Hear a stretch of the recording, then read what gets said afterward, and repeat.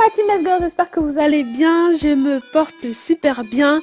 Alors, ne m'en voulez pas si cette vidéo est longue, j'ai essayé de la faire la plus courte possible, de sorte à ce que tout ce que je fais dans cette vidéo soit le plus explicite possible. Mais avant tout ça, je vais faire un top 5 des questions que tout le monde se pose à propos des box bread. Donc c'est parti pour mon top 5.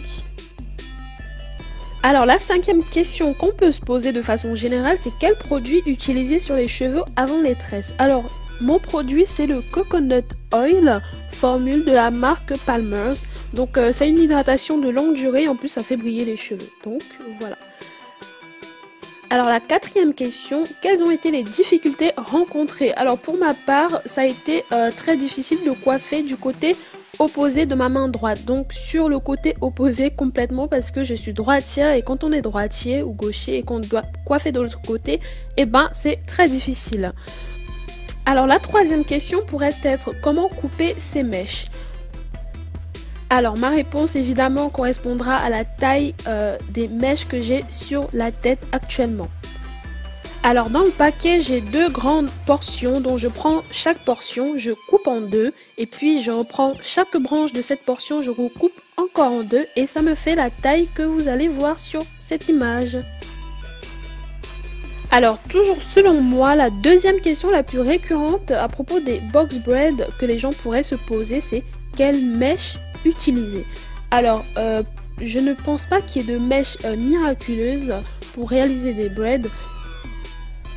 Néanmoins, j'ai constaté que la dernière fois que j'ai utilisé les Expression pour réaliser ma vidéo quel look pour mes braids, j'ai constaté qu'il y avait moins d'épines que cette fois où j'ai utilisé les Superstars. Donc je pense seulement que les épines sont dues au fait que j'ai coupé les mèches plusieurs fois, tout simplement. Donc pour moi, il n'y a pas tant de différence que ça. Alors le top 5 des questions vraiment les plus posées par rapport au box bread, c'est combien de temps as-tu mis pour réaliser tes box bread? Alors les amis, laissez-moi vous dire que le temps c'est de l'argent. Donc quand vous allez dans un salon de coiffure et que vous dépensez le temps de quelqu'un, et les braids c'est 70 €. Or, quand vous dépensez votre temps à vous, vous économisez 70 €. Donc, pour ma part, j'ai mis, attention, 11 heures. Oui, j'ai mis 11 heures à réaliser ma box bread. Évidemment, j'ai étalé sur 2 journées. Hein. Alors les amis, c'est parti. Donc pour réaliser les gros bread, je vous conseille de prendre une portion de mèche 5 fois ou bien 4 fois supérieure à la portion que vous allez prendre de cheveux sur la tête. Pourquoi personnellement je fais cela? Tout simplement parce que je n'ai pas beaucoup de cheveux sur la tête et donc en prenant une grosse portion de mèche, cela me crée du volume sur la tête et me donne l'impression d'avoir plus de cheveux, tout simplement. Ce que je fais ensuite, c'est étirer les mèches pour que les finis de mes nattes soient un peu plus parfaites et un peu plus raffinées. Donc je viens sélectionner ma petite portion. Je démêle au doigt, j'évite le peigne.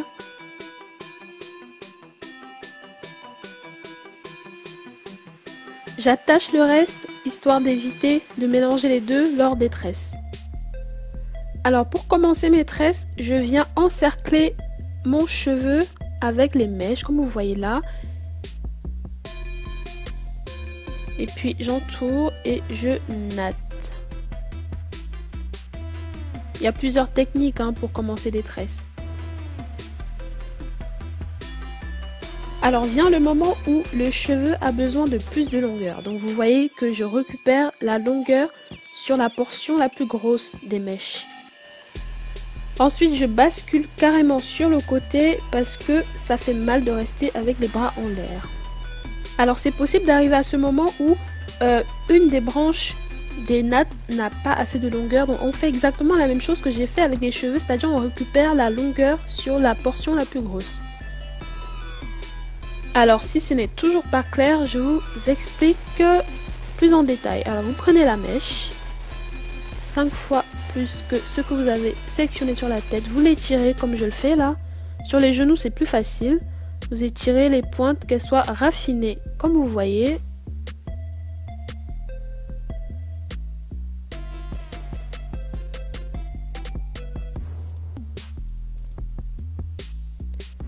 Je sélectionne ma toute petite portion. Je démêle au doigt.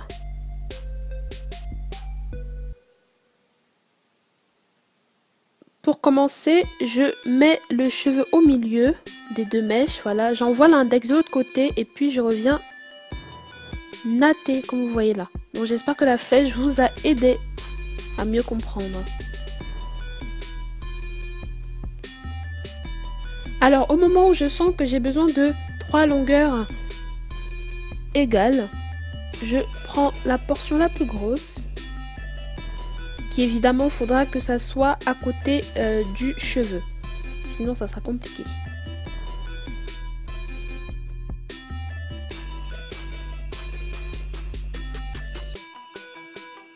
Une fois que j'ai terminé de piquer mes tresses, donc je suis en train de terminer les bouts. On va pas rester comme ça, hein. Sinon ça serait pas terrible. Pendant que je termine mes bouts, je mets l'eau à bouillir au feu. Et juste après, je prends mes petites portions. Je viens plonger dans l'eau qui bout.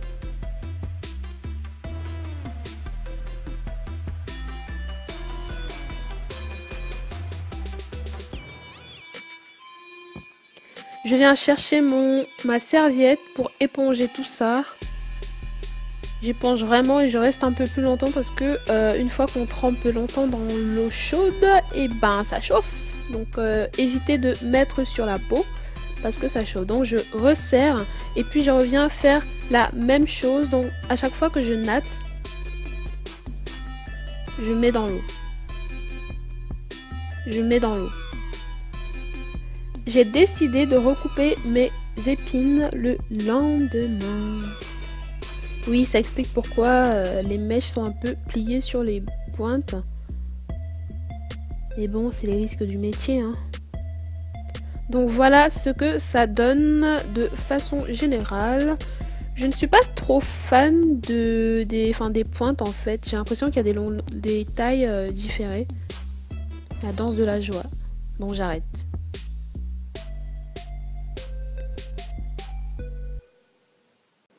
Donc là, je suis en train de réaliser l'une des coupes que j'ai faites dans ma vidéo qui s'appelle « Quel look avec mes braids ». Donc je vous laisserai le lien à la fin de cette vidéo pour que vous allez voir. Alors on arrive à la fin de la vidéo, j'espère vraiment du fond du cœur qu'elle vous a aidé, du moins approfondi si vous saviez déjà faire cela. Donc j'espère vous avoir apporté quelque chose en plus que vous saviez déjà. Donc je vais terminer cette vidéo en vous donnant quelques conseils. Donc si vous n'avez pas assez de masse capillaire sur les cheveux, donc je vous conseille de faire des grosses nattes comme vous voyez, donc des grosses braids. Donc ne pas être trop pressé de voir le résultat, néanmoins pressez-vous de faire les tresses tout simplement.